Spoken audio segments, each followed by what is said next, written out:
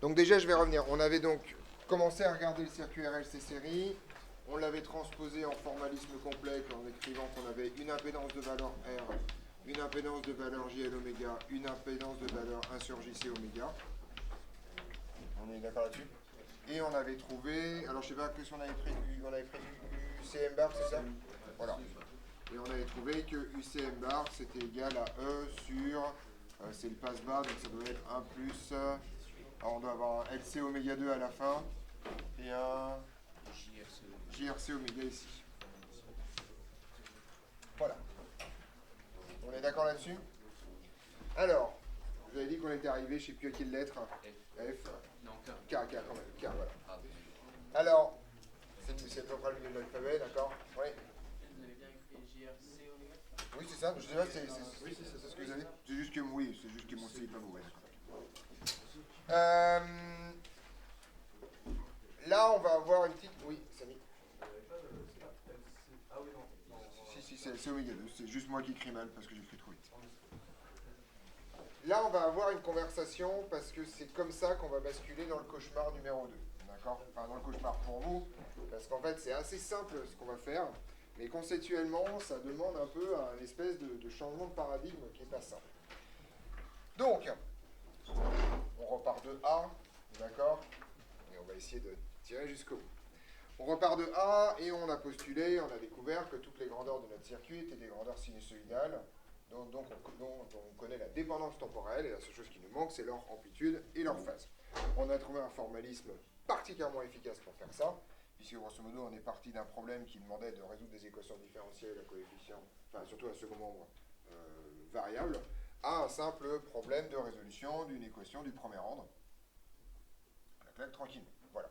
Et en particulier, il y a un truc qui se passe dans cette histoire, c'est que vous voyez le circuit que j'ai dessiné là, vous regardez l'expression que j'ai mise en dessous, et il n'y a plus de traces de dépendance temporelle dans cette histoire, parce qu'en fait, la dépendance temporelle, on la connaît, et on a juste à faire un copier-coller des résultats de ça dans notre dépendance temporelle. C'est bon là-dessus?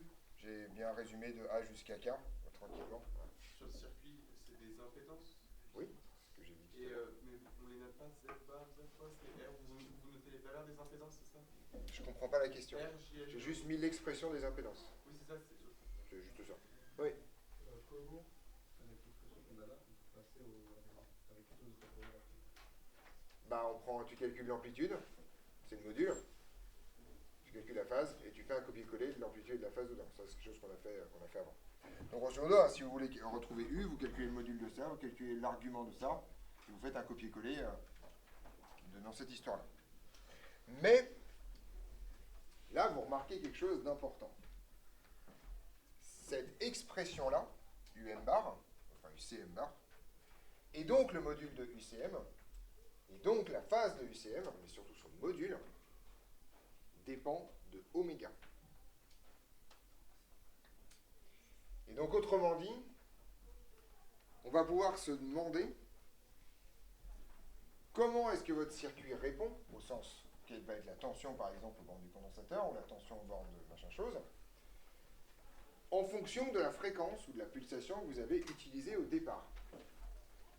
Ça, c'est un truc extrêmement important parce que ce qu'on est en train de commencer à faire, on est en train de mettre le doigt dans un truc très important qu'on appelle le filtrage.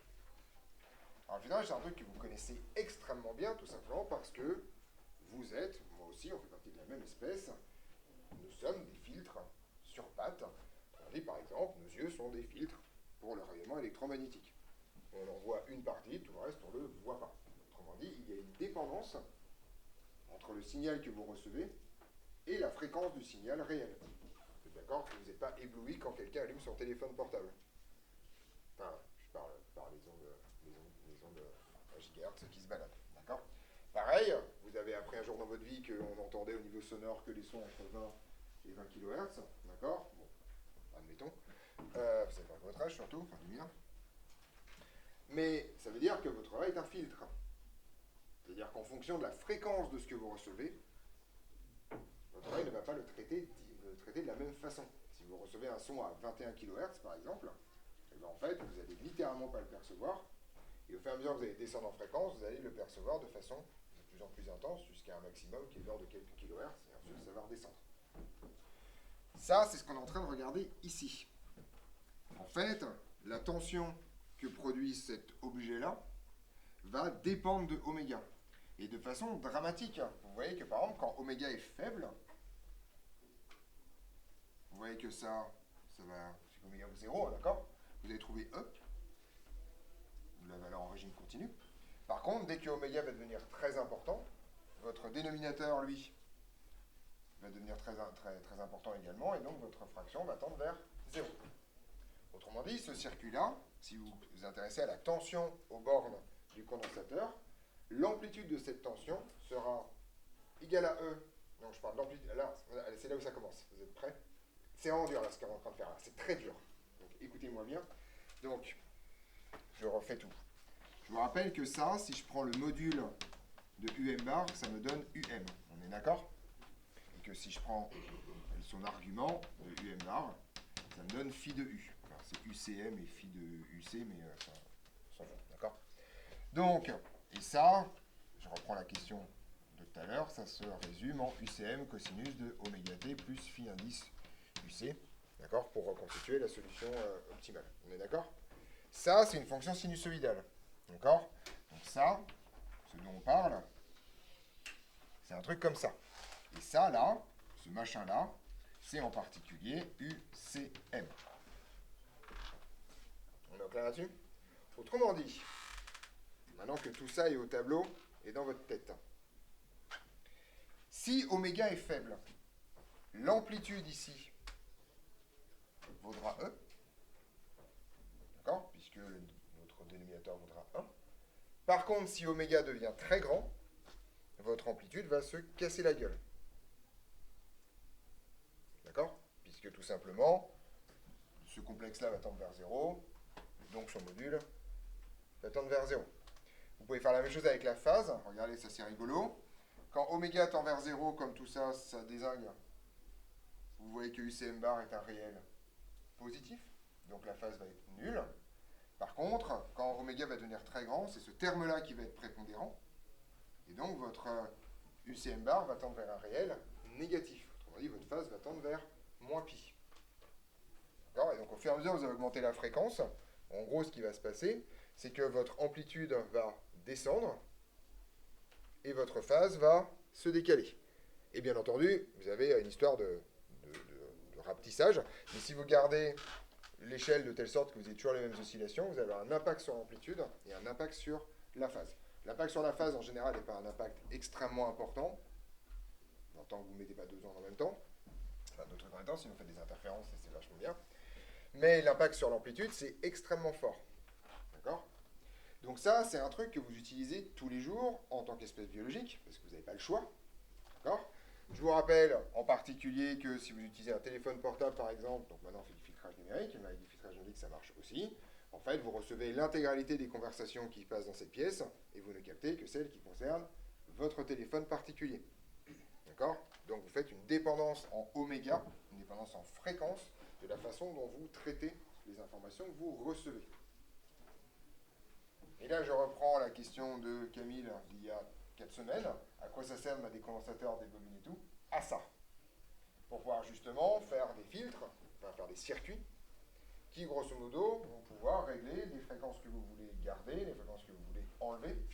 Autrement dit, les fréquences pour lesquelles, à l'autre bout, vous avez un signal avec une amplitude descente, et les fréquences pour lesquelles, à l'autre bout, vous avez un signal avec une amplitude très faible. D'accord? Donc, la vraie bascule conceptuelle dans ce chapitre-là, elle est maintenant. C'est qu'en fait, on va passer d'un point de vue de fonctions qui sont des fonctions dépendantes du temps, à un point de vue qui est que dans ces fonctions dépendantes du temps, il existe deux paramètres intéressants que sont l'amplitude et la phase, et on va étudier comment l'amplitude et la phase dépendent de la fréquence. D'accord ? C'est ça qu'on va faire maintenant. Ça s'appelle la réponse fréquentielle d'un circuit. Ok ? On est clair là-dessus ? Ah, voilà. Donc c'est la suite, c'est la deuxième moitié de l'alphabet dans ces histoires-là.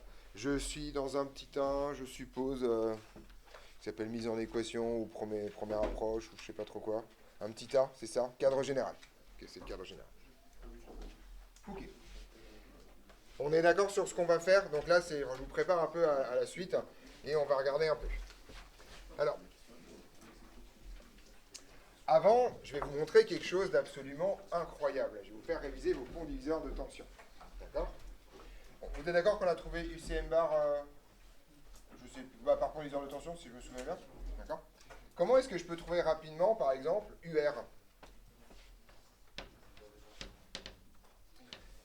Alors, je peux faire soit le pont diviseur de tension en entier, mais sinon, je peux utiliser, on en a discuté tout à l'heure, le corollaire du pont diviseur de tension, qui est extrêmement important, qui est donc, grosso modo, URM bar divisé par UCM bar. C'est égal tout simplement au rapport des deux impédances concernées par ces deux tensions. Autrement dit, c'est R divisé par 1 sur JC oméga. On se débarrasse de cette fraction qui a beaucoup trop d'étages à mon goût instantanément, et donc vous trouvez que ça vaut JRC oméga, où vous pouvez constater instantanément que plein de choses en fait. Déjà, est-ce que c'est homogène? Oui, parce que RC oméga est sans dimension. D'accord? Vous pouvez le prendre directement comme ça, donc c'est sans dimension, puisque c'est un rapport de tension. Deuxième chose, si vous voulez réviser votre cours de mardi, vous constatez immédiatement que, alors je vais vous donner la phrase et vous allez comprendre pourquoi je dis ça extrêmement rapidement. Vous constatez immédiatement que la résistance est en quadrature avance par rapport au condensateur. Je vous laisse...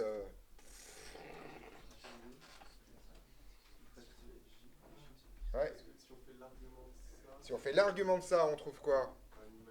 Alors déjà, on trouve phi R moins phi C, donc ça vous donne la résistance par rapport au condensateur. Et l'argument de ça est effectivement valant plus pi sur 2, parce que c'est un imaginaire pur à partie imaginaire positive. Et bien en fait, ça vous raconte que phi R moins phi C, c'est égal à pi sur 2, et donc effectivement que la tension borne à résistance est en quadrature avance par rapport à la tension borne du condensateur. Ok, je vous montre comment on manipule ce truc-là. Vous constatez également que quand oméga va devenir très grand, c'est la tension au bord de la résistance qui va gagner par rapport à la tension au bord du condensateur. Parce que l'amplitude, c'est le module, et vous voyez que le module, ce rapport-là diverge. Donc ça veut dire essentiellement que la tension au bord du condensateur va tendre vers 0. Oui. Et nous, quand on faisait l'étalage, on faisait une soustraction. Oui, l'argument du rapport étant la différence des arguments, ça va se passer extrêmement bien. C'est comme ça que ça se manipule, hein, d'accord? Donc c'est pour ça que je le fais au passage. D'accord? Voilà. Et ceci, par ailleurs, vous permet de trouver extrêmement facilement l'expression de URM bar, qui est tout simplement GRC oméga fois ça. D'accord? Voilà. On a donc UR bar, URM bar, voilà, qui est égal à E que multiplie JC oméga divisé par 1 plus J RC oméga moins LC oméga 2. Alors, je vais reprendre la même conversation que j'ai faite tout à l'heure. Qu'est-ce qui se passe quand oméga tend vers 0 là? Vous vous souvenez tout à l'heure, quand oméga tend vers 0, l'amplitude de ce truc-là tendait vers E. D'accord? Qu'est-ce qui se passe là au contraire quand oméga tend vers 0? Ça tend vers 0, d'accord, hein, votre dénominateur tend vers 1, votre numérateur tend vers 0. Et c'est normal, parce que si UC prend E, forcément les deux autres tensions, il ne reste plus grand-chose. Voilà, en amplitude. Au contraire, qu'est-ce qui se passe quand oméga tend vers plus l'infini? Enfin, pas au contraire, c'est pas au contraire. Ça tend aussi vers 0, tout simplement parce que vous avez un polynôme de degré 1 en haut et un polynôme de degré 2 en bas, et c'est le polynôme de degré 2 qui va gagner quand oméga va tendre vers l'infini. Donc votre résistance, il lui arrive un truc très bizarre. Je t'écoute, Sullivan. Ah, il passe, voilà.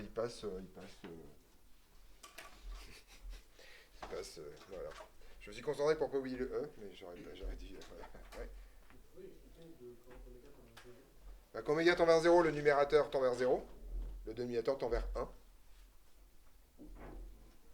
Pas de problème, 0 sur 1, ceci n'est pas, voilà, il n'y a pas trop de questions à se poser. Donc, Et là, vous voyez qu'il y a un truc très bizarre. C'est que votre amplitude aux bornes de la résistance, d'accord, va être nulle au départ. Autrement dit, vous allez avoir une oscillation très faible. Va être nulle quand oméga va tendre vers plus l'infini. Donc ça veut dire qu'au moins au milieu, vous allez avoir un maximum. Soit c'est nul tout le temps, bon ok. Mais en général, quand un truc est nul au départ et tend vers 0, un truc positif. Alors, je vais mettre tous les théorèmes qui vont bien, histoire de ne pas dire trop de la merde. Quand vous avez un truc positif, puisqu'on parle de l'amplitude, d'accord, continu, qui est nul en 0, et qui tend vers 0 quand oméga, en l'occurrence, tend vers plus l'infini, ça signifie que vous avez au moins un maximum. Est-ce que c'est clair pour tout le monde, ça? Cette contrainte topologique forte. Vous partez de 0, vous tendez vers 0, c'est positif, c'est continu. Soit c'est tout le temps nul, auquel cas, techniquement, c'est un maximum, même si, bon, voilà, d'accord. Soit, vous pouvez en avoir plein, hein, mais vous en avez forcément un. Ça, c'est un phénomène extrêmement important, que vous connaissez, dont vous connaissez déjà le nom. Le fait qu'une grandeur sinusoïdale connaisse un maximum de son amplitude pour une pulsation non nulle donnée s'appelle une résonance. C'est ça qu'on appelle une résonance. Le fait qu'à un moment donné, il y a une pulsation, une fréquence où tout d'un coup, votre signal a une amplitude qui est maximum par rapport aux fréquences qui sont à côté. Donc le mot résonner, vous connaissez, d'accord? Vous connaissez même le mot résonance, je suppose. La vraie définition de résonance, c'est ça. D'accord? Je vais vous l'écrire et on est parti. Donc on constate que le module, je vais même enlever le module, hein.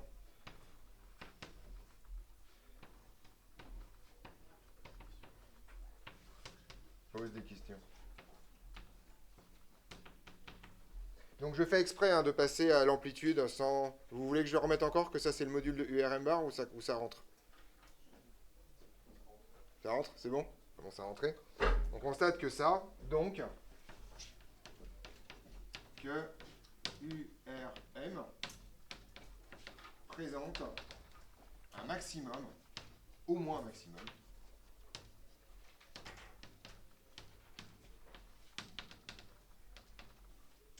pour une pulsation oméga R non nulle. Voilà. Ceci s'appelle... Donc voilà. Oui. Non, c'est nul, c'est-à-dire que tu es maximum au départ et après que ça fait que descendre. Donc, en général, on ne parle pas de résonance dans ce cas-là. D'autant qu'on réserve le mot résonance aux signaux sinusoïdaux, et que même si mathématiquement tu peux dire qu'une sinusoïde avec oméga égale 0, ça marche, c'est quand même un peu dur de bouffer que c'est un signal sinusoïdal. Enfin, je veux dire, c'est un peu tout plat, quoi. D'accord? Donc, en général, on ne met pas le cas oméga égale 0 dedans, tout simplement parce que c'est un cas qui est physiquement un peu, quand même, qui se comporte très très différemment d'une oscillation globale. Donc, définition, si un signal sinusoïdal voit son amplitude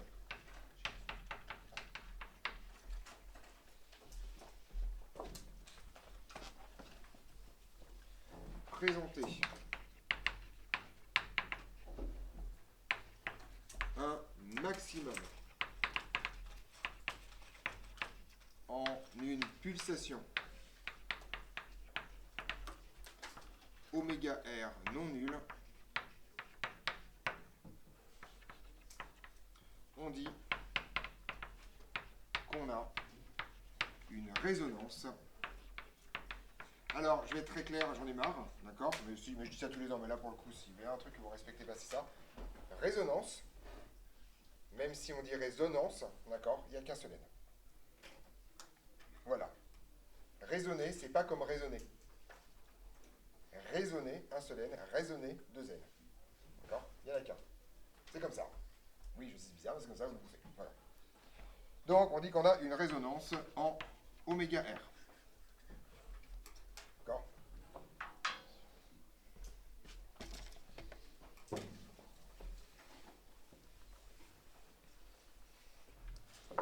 Donc, ça signifie, grosso modo, que si je trace ma grandeur UMR, et ben en fait, elle va avoir à peu près cette tête-là.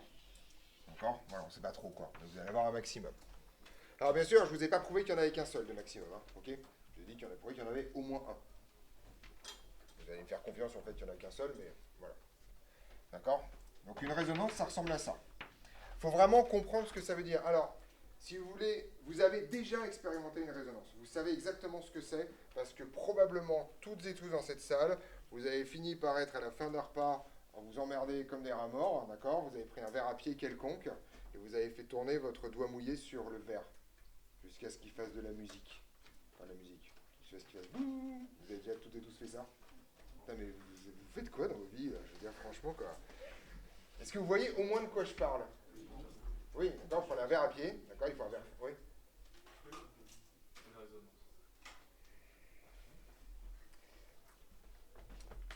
Celle-là, c'est une résonance. Ouais, on va faire ça. Bonne raison. Voilà. D'accord. Ça, c'est une résonance. C'est une résonance pourquoi? Alors, c'est un peu plus subtil, mais il faut quand même vous comprendre comment ça marche. Quand j'appuie sur le truc, on est d'accord que soit je suis quelqu'un d'extrêmement talentueux, soit je ne sélectionne pas la fréquence à laquelle ce truc-là va vibrer. On est d'accord, je fais ça. J'ai pas fait un truc ultra hallucinant. Je vous rappelle que ce truc-là, au son, ça va vibrer à peu près une centaine de hertz. Une centaine de hertz, il faudrait que j'ai fait 100 allers-retours avec mon doigt par seconde. J'ai pas fait ça. On est d'accord. Donc c'est pas moi qui sélectionne la fréquence. C'est lui qui sélectionne la fréquence. Et en fait, il sélectionne pas la fréquence. C'est juste que la réponse de ça va ressembler à ça. Et que ce que vous allez entendre, c'est ce qui se passe là. Parce que ce qui se passe là a un volume trop faible. C'est tout. Alors c'est beaucoup plus brutal que ça en fait. La résonance, c'est pour des systèmes bornés, c'est très compact, mais voilà l'idée. Ouais. C'est pour ça qu'à l'oreille, là, on a l'impression que ça fait la deuxième moitié, en fait. Moi, j'ai l'impression d'entendre directement. Non, alors là, cette analogie, il faut l'arrêter tout de suite. En fait, il s'avère que quand tu as ce qu'on appelle un milieu à conditions limites, à deux conditions limites, tu as juste des fréquences sans sélectionner. Donc ça ne ressemble pas du tout à ça. Ça ressemble à des pics. Et donc tu as le fondamental et tous les harmoniques derrière. Donc forcément, tu n'as que les fréquences au-dessus. Ça, c'est un truc plus compliqué. Voilà. Et le verre à pied, c'est pareil. Il fait boum, d'accord, jusqu'à ce qu'il n'y ait qu'une seule fréquence qui marche. Enfin, une seule qui s'exprime, c'est là. Ouais. Là, on aurait eu plusieurs maximums. Ouais, il y a plusieurs maximums, effectivement. Mais c'est parce que c'est pas exactement le même mécanisme, en fait. C'est un mécanisme d'interférence fort. Mais dans le principe, c'est ça. Et encore une fois, ça, par exemple, c'est la façon dont vous entendez. Si je mets 20 Hz ici et 20 kHz ici, c'est comme ça que vous entendez. D'accord? Oui. C'est vers quelques kilohertz. La sensibilité maximale de l'oreille humaine, c'est vers 2 kHz à peu de choses près. C'est une des raisons pour lesquelles la musique, ça marche bien et qu'il y a un truc très bizarre, c'est que la majorité des instruments de musique sont à 200 Hz, 100 Hz, sont à des fréquences qui sont très basses par rapport au maximum de sensibilité humaine. Ça produit l'amplitude la plus forte. Donc là, tu entends bien la note fondamentale. Mais par contre, tu peux différencier les instruments extrêmement facilement parce que ton maximum de sensibilité, il est dans tout ce qui va faire la différence de couleur entre les divers sons. Si on avait un maximum de sensibilité vers 400 Hz, d'accord, bah, grosso modo, tu ne ferais pas la différence entre une guitare et un piano. Voilà, ça jouera là, dégueulasse, comme un diapason, et ce serait pas bon. Voilà. Ou plus exactement, on aurait construit des instruments de musique beaucoup plus grands pour faire des trucs vachement beaucoup plus graves et que ça se refasse pareil, d'accord. Et ça aurait été très compliqué parce que la taille des instruments de musique est aussi contrainte par notre propre organisme. Ce qui fait qu'on ne peut pas faire des flûtes de 4 mètres de long pour en arriver à une longue de long. Ouais. UMR et URM, c'est pareil. Ah, j'ai inversé les R. Oui, c'est les mêmes. Pardon. Oui, c'est U. C'est. Ouais, c'est celui-là. Oui, non, je l'ai fait que ici. Oui, c'est la même bête. On est d'accord là-dessus? Alors, je vais vous faire une première définition qui sera réinvestie. Donc cette définition, elle est juste qualitative pour l'instant, pour qu'on comprenne un peu de quoi on parle. Oh, quoique, je peux le faire direct. Ok, non, c'est ça. Voilà. Alors, donc, ce truc-là, je vais l'appeler Umax. D'accord? Ok. Et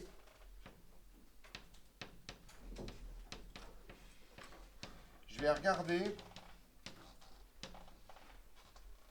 les moments. Donc ça tombe comme ça c'est une définition, d'accord? Je vais regarder les moments où en fait mon amplitude vaut Umax sur racine de 2. Donc ça, c'est une deuxième définition. On appelle pulsation de coupure là où les pulsations, ici en l'occurrence, il y en a deux, d'accord? Là où les pulsations, où votre amplitude vaut Umax sur racine de 2. Ça s'appelle les pulsations de coupure, ça. Oui, c'est le même. Vous avez fait de la SI, vous avez dû croiser la coupure à un moment donné ou à un autre? Non, pas encore? Ça n'a pas popé encore? Bon, ça va venir. Donc voilà. On appelle pulsation de coupure les pulsations. En général, on les note oméga C. Donc là, on la mettrait oméga C1, oméga C2, etc., etc.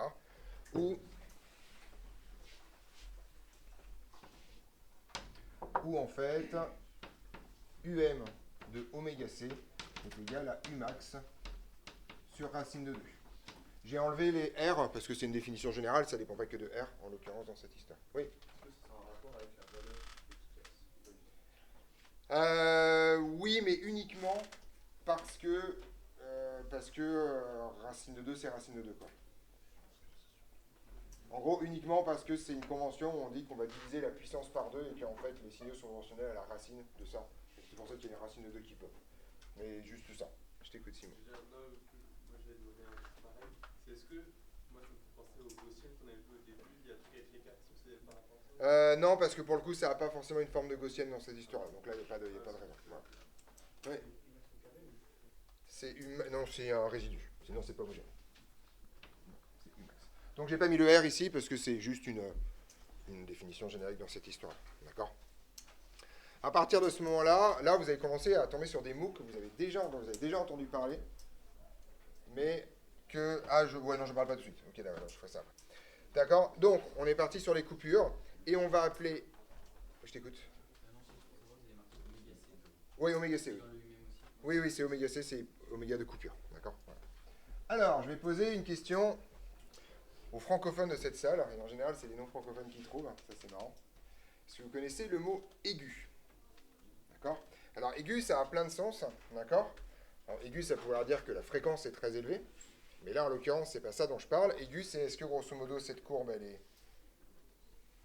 piquée ou pas piquée? Donc là, c'est le rapport étymologique qu'il y a entre aigu et aiguille. D'accord? Voilà, c'est le côté piqué, d'accord? Est-ce que vous connaissez le substantif, alors, le nom commun, parce que vous avez fait plus de français non plus, d'accord? Associé au mot aigu. Si je dis cette aiguille, elle est pointue, je peux dire qu'elle a une grande croix. C'est le même mot. Enfin, c'est le même mot étymologique. Ouais. Aiguillette. L'aiguillette, c'est un poisson. C'est pas très bon, c'est plein d'arêtes. Mais non, pas celui-là. Ça existe, hein, une aiguillette par ailleurs. Mais tu dirais pas, cette aiguille, elle a une grande aiguillette quand même. C'est bizarre quand même, d'accord? Ça ne matche pas. Aiguillance, non. Alors en fait, c'est un mot que vous connaissez hein, par ailleurs. Ouais. Alors c'est la même famille théoriquement. Donc je sais que parfois l'étymologie ça fait des trucs extrêmement bizarres, mais quand même passer de aigu à filtre-T, c'est quand même chaud. Fin de T, finesse on dit par ailleurs. Finesse, sinon. Voilà. Mais c'est le même problème, hein. Voilà. En fait, vous connaissez ce mot si par exemple quelqu'un entend des sons avec une grande précision. Mais je l'ai entendu. Acuité, tout à fait. Donc le substantif c'est aigu, c'est l'acuité. D'accord? Le fait d'avoir une audition ou une vue, par ailleurs, ça marchait avec les sens, qui est très sensible, d'accord? Et très filtrante, comme ça. Donc, c'est juste histoire de vous raconter pourquoi on parle de ça. En fait, l'acuité de la résonance, ça va être tout simplement le rapport. En fait, ça va être une histoire, quelque chose qui vous traduit l'espèce de largeur relative de ça. Et la largeur relative de ça, c'est pas compliqué. C'est tout simplement la valeur de ça divisée par la taille de cet intervalle-là. D'accord? Donc, ça c'est le dernier truc. On appelle acuité de la résonance.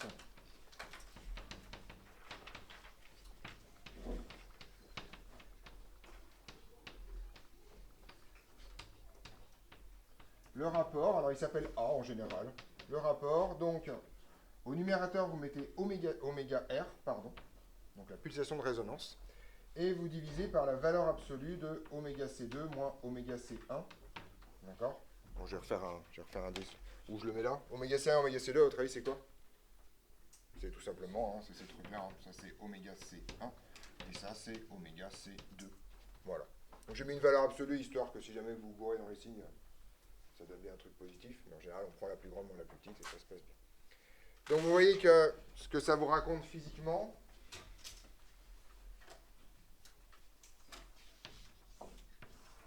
si vous prenez une amplitude quelconque en fonction de oméga,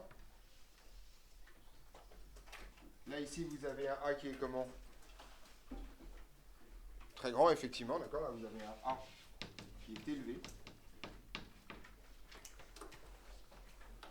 Et là au contraire, si vous avez une résonance complètement pathotoïdale, d'accord? Là vous avez un A qui est faible.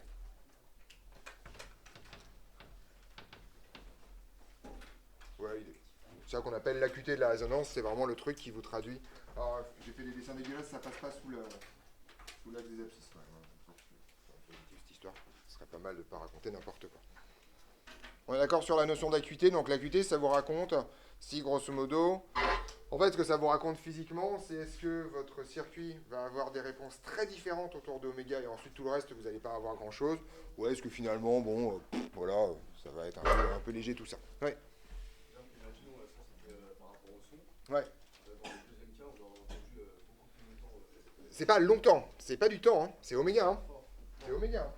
Ça veut dire que si tu as des oreilles comme ça signifie que grosso modo, ta sensibilité à toutes les fréquences est à peu près la même. Si tu as des oreilles comme ça signifie qu'en fait tu vas entendre très spécifiquement des fréquences et tout le reste tu les entendras pas. Voilà. L'œil c'est ça. Hein. Je sais pas si vous avez une vague idée de ce que c'est que le spectre électromagnétique quand même.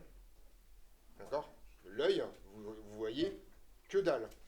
Si vous avez la moindre notion de ce que c'est que des intervalles en musique, je vous rappelle que l'œil c'est entre 400 et 800 nanomètres, il y a un facteur 2 donc entre la longueur d'onde la plus basse et la longueur d'onde la plus haute, ce qui vous raconte que c'est un facteur 2 entre la fréquence la plus basse et la fréquence la plus haute. Ça vous raconte que l'œil ne voit qu'un octave. Un octave c'est un facteur 2 entre les fréquences. L'intégralité de la vue, c'est par rapport à l'oreille humaine qui en entend probablement des instruments maximum c'est 8 et globalement qui doit en entendre probablement 10 ou 12. Enfin il y a un facteur 1000 quoi, donc voilà. Oui. Est-ce que l'oméga c'est bien le pi fois la fréquence? Oui. Oui, tout à fait. Oui. Je saurais changer quoi d'avoir un facteur plus grand du coup? Bah tu verrais plus de trucs. Tu verrais les infrarouges par exemple. Ah. Là, vous aimez tous dans l'infrarouge, là, tout le monde, moi aussi. Tous les objets de cette salle émettent dans l'infrarouge, vous les voyez pas. Enfin, vous les voyez que parce qu'ils sont éclairés par une source extérieure, mais sinon vous voyez pas l'infrarouge, vous ne voyez pas l'ultraviolet. Voilà. Donc il y a des animaux qui vont dans l'infrarouge, enfin, peu parce que c'est chiant, parce que justement il y en a partout. D'accord? Mais il y a plein d'animaux qui vont dans l'ultraviolet par exemple. Les chiens par exemple. Okay. Ouais. Qu'est-ce qu'on verrait si on voit de l'infrarouge? Bah, Dans les lunettes infrarouges, on voit que l'infrarouge et pas bah ça dépend si c'est juste un élargissement de spectre ou un décalage, mais j'en sais rien de ce qu'on verrait si on va dans l'infrarouge. Bah, mon cerveau il sait pas construire un monde où on va dans l'infrarouge, quoi, donc aucune idée quoi. Mais avec les lunettes infrarouges. Bah, vous voyez un truc qui traduit de façon artificielle, en visible, une information dans l'infrarouge, quoi. Est-ce que c'est ça que tu verrais si tu vas dans l'infrarouge? Probablement pas. Enfin, en tout cas, je sais pas moi. Voilà, c'est rien, moi.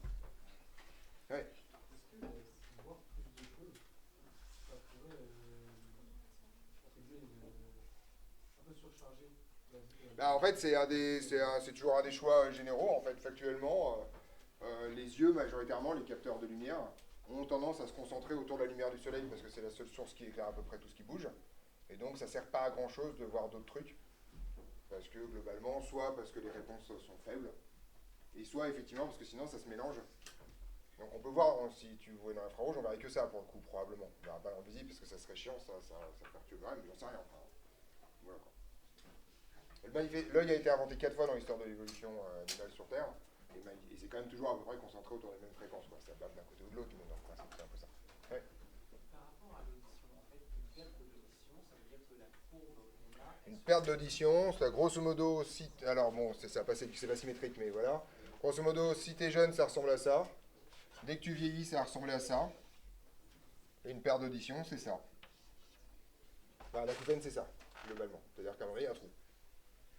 Et en général, de façon assez curieuse, comme il y a un trou, ton cerveau reconstitue le son en mettant un son à cette fréquence-là, qui vient de nulle part.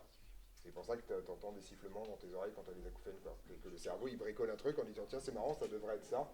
Et puis c'est pas ça, donc je vais rajouter une fréquence parce que il manquait un bout de quoi. Voilà.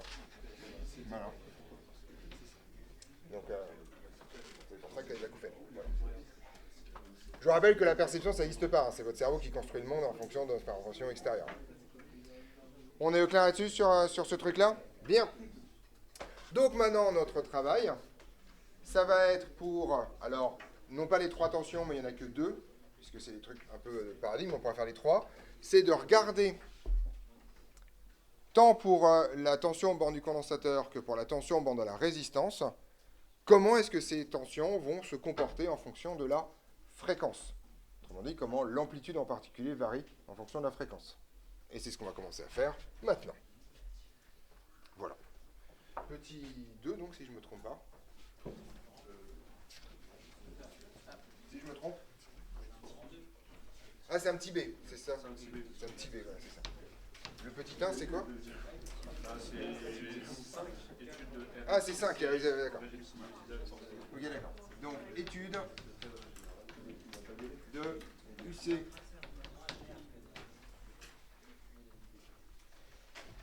Donc, je sais que vous êtes commencé à être habitué, mais je fais un gigantesque rappel pour recadrer. D'accord. Donc, rappel. UC de T va s'écrire UCM cosinus de oméga T plus phi UC. D'accord? D'accord là-dessus? Je vais l'appeler phi C pour m'alléger un peu les indices. D'accord? Donc, je vais l'appeler phi indice C, comme phase au bord du condensateur. Avec UM. Donc ça, je vous rappelle que c'est l'amplitude de UC. Et donc, comment je fais pour avoir UM à partir du formalisme complexe? Je prends le module de l'amplitude complexe associé à ça, donc UM qui vaut module de UM bar, et phi C qui va valoir un argument de UM bar. Oui. Oui, en plus, c'est ça. Je trouve que je vais laisser partout. Pardon. On est d'accord là-dessus? Donc, le but du jeu étant de trouver l'amplitude et la phase de ce truc-là, il faut pour ça étudier UCM bar, et donc en particulier étudier son module et sa phase. D'accord? Voilà. Et UCM bar, on l'a écrit tout à l'heure, on va repartir là-dessus. Donc, ce qui m'intéresse donc, c'est d'étudier les variations, enfin en tout cas, comment ce truc-là change. Il s'avère qu'étudier des variations, là je vous ai un peu arnaqué tout à l'heure en faisant des limites, parce que ça se passait pas trop mal, mais en fait, comme vous le savez, C n'est pas muni d'un ordre total. Comme vous le savez. Oui, vous le savez. Vous ne savez pas qu'on va comparer deux complexes. Non. Mais c'est comme ça, quoi. Il n'y a pas de relation d'ordre, quoi. L'ordre total, c'est-à-dire que tous les éléments sont soumis à une relation d'ordre. C'est la même chose. Voilà, c'est bon. On dit la même chose. D'accord? Donc, comme vous ne pouvez pas comparer des éléments dans C, faire les variations d'une fonction complexe, c'est un peu dur de dire qu'un truc est croissant, alors que déjà, vous ne pouvez pas dire qu'un truc est plus grand qu'un autre truc. Donc, ce qu'on va étudier, c'est pas du tout UCM bar, mais le module, et éventuellement, si on a le temps, parce que ça c'est du luxe, la phase. D'accord? Donc, grosso modo, je vais devoir d'abord calculer le module de cette histoire. Okay? Mais on sent qu'il y a des trucs un peu compliqués, et donc, je vais d'abord essayer de voir si je ne pourrais pas brancher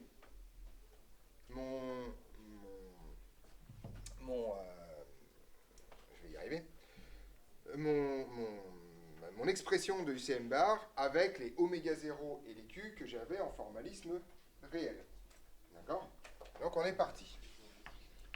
On avait que UCM bar, c'était égal à E facteur de 1 plus JRC oméga moins LC oméga 2. On est d'accord là-dessus? Donc, ça veut dire que je peux écrire un truc comme ça.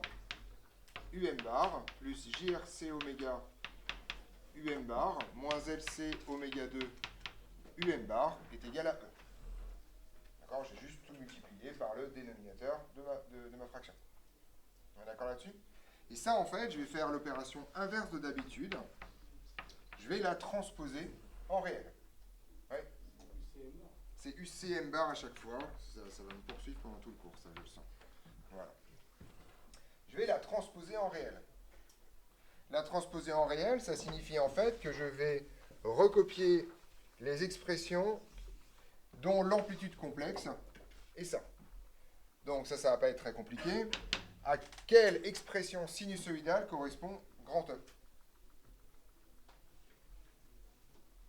C'est dans votre tableau sur comment on transpose dans le formalisme complexe, il faut lire les colonnes dans l'autre sens. C'est effectivement E cosinus oméga t. Donc là j'ai E cosinus oméga t, c'est mon générateur. Et ensuite, à quoi correspond donc UCM bar? Ça va se transposer tout simplement en... Non, ça dépend du temps, donc UC. D'accord? Donc là, je vais avoir UC. Et là, vous voyez que j'ai RC, donc ça va. Et J oméga, c'est quoi J oméga?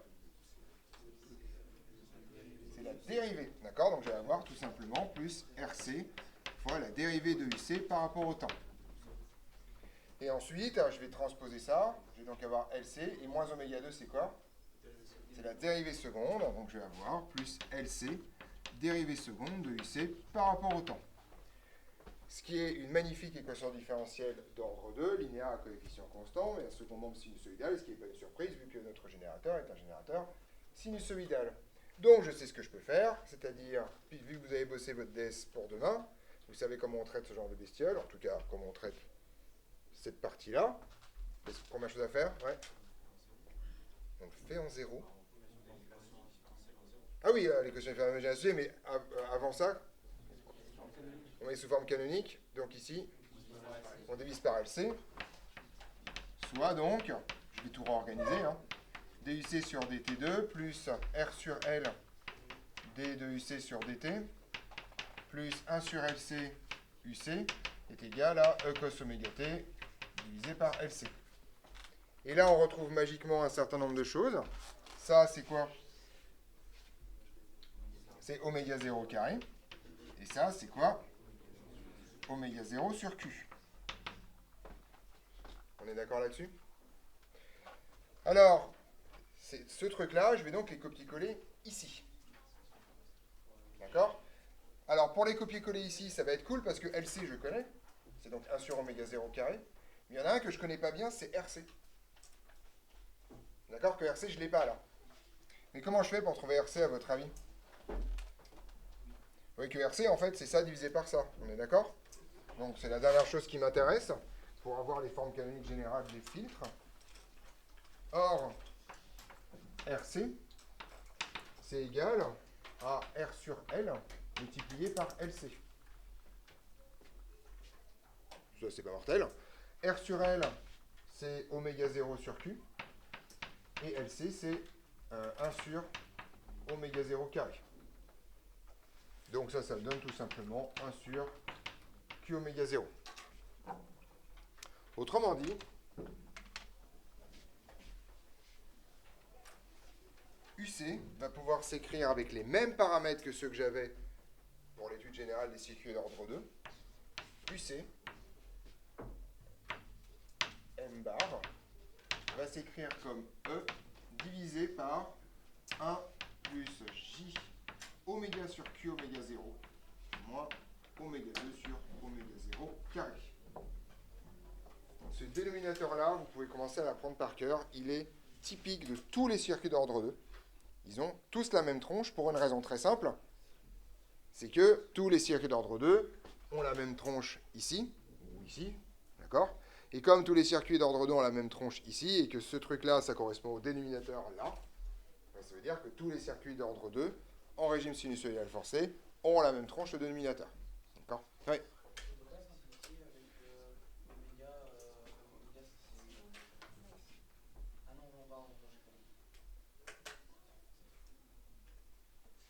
C'est bon? Okay. On est d'accord là-dessus? Et donc le but du jeu, ça va être d'étudier les variations du module de ça en fonction de oméga. Ouais. En gros, l'équatif, c'était juste Pour vous justifier un minimum que j'utilise les mêmes oméga 0 et Q que ce qu'on avait dans le RLC en régime transitoire. Oui.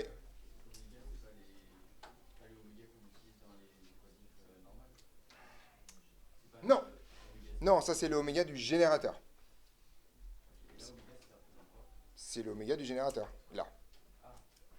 Dans l'autre, c'est un oméga, c'est un paramètre particulier qui a une expression en fonction d'oméga 0. Les deux n'ont rien à voir. Oui. Là, il n'y a aucune condition sur Q. Pour l'instant, non. Pourquoi il y aurait une condition sur Q? Du coup, si Q il est très grand, Oui. ça va être très simplifié. Si Q est très grand, bon, ouais, il va se passer des choses, quoi. On va voir. T'inquiète pas, on n'est pas rendu là. Mais là, on vient de faire un grand bond conceptuel, en fait. Disons que K, c'est une grosse lettre, quoi. Voilà, voilà. D'accord. Donc, ce qui m'intéresse avant que vous ne partiez, c'est qu'on veut donc étudier les variations de ça, mais on peut étudier les variations de ça parce que c'est un complexe. Donc, on va étudier les variations de son module pour avoir les variations de l'amplitude. Donc, les variations de l'amplitude sont étudiées via celle du module, c'est-à-dire UCM qui est égal à, et là je vais commencer à tricher très discrètement, et vous allez commencer à comprendre pourquoi les physiciens virent toujours le nom des variables, parce qu'en fait ça les emmerde, parce qu'on passe notre vie à changer de variable sans dire rien à personne, on est d'accord? On a très discrètement machin.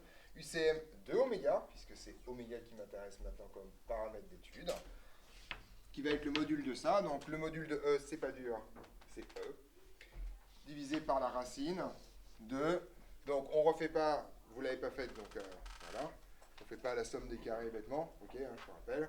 On fait donc la partie réelle au carré, 1 moins oméga 2 sur oméga 0 carré, le tout au carré, plus la partie imaginaire au carré, c'est-à-dire oméga 2 sur Q2 oméga 0 carré.